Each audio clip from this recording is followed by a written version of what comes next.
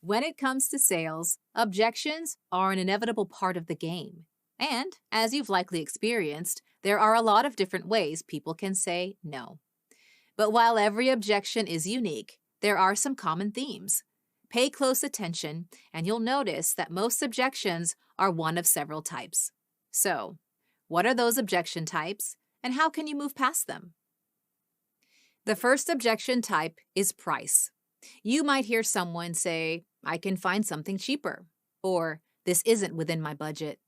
When someone blames price, it's because they don't see the value of your solution.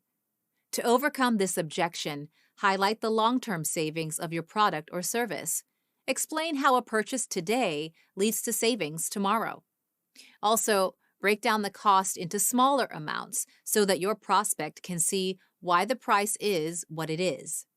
And finally, offer social proof of how others have come out ahead thanks to their purchases. Of course, price isn't the only objection you're likely to hear. Other times, prospects may try to blame someone else for their decision, in which case you're dealing with an authority-based objection. Authority-based objections happen when a prospect says, I need to ask my boss, or let me confer with my team. Often, you'll hear this response when a person doesn't feel confident making an independent choice.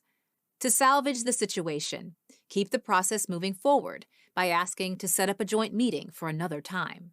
Then, ask a few questions so that you're prepared for that next discussion.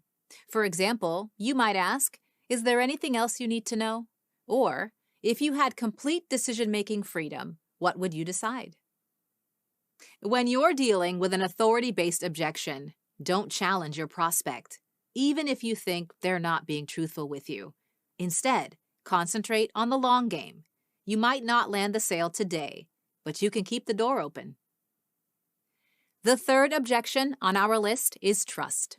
Trust-based objections happen when a prospect says, I only deal with brands I know, or I've read negative reviews about you. These objections happen when a prospect is skeptical about your reputation. So, demonstrate capability. Prove that you're a knowledgeable person by sharing in-depth details about your solution. Also, show integrity. Give a few real-world examples of times when your company followed the logic of the customer comes first. And finally, give objective proof. Remove potential biases by sharing factual case studies, testimonials, and references. When a prospect doesn't trust you, your job is to offer reassurance. Of course, reassurance isn't always enough. Sometimes, prospects don't care either way, which brings us to objection number 4. The fourth objection is complacency. It happens when a prospect says, I'm fine with how things are, or this isn't a priority for me. In this case, you're dealing with someone who's content with the status quo. So, first, highlight all the positive changes that come from saying yes. And second, create a sense of urgency. Prove to your prospect that if they don't take advantage of your opportunity soon, they'll struggle to keep up with the competition. So, let's say your prospect already understands the value of your solution, and perhaps they're even willing to pay for your product or service. Are you in the clear? Unfortunately, not always. Sometimes, prospects already have someone for the job. The final objection is the competitor excuse. In these cases, you might hear, we have someone for that, or we're under a contract with someone else. If your prospect is using a competitor, you need to convince them that your solution is the best solution. To do that, first ask targeted questions about your prospect's experience to determine their satisfaction level. Then, plant the seeds of doubt by asking follow-up questions and looking for flaws in the existing partnership. And finally, share how you're different. Measure your competitors' weaknesses against your strengths and help your prospect see that they don't just need any product or service, they need yours.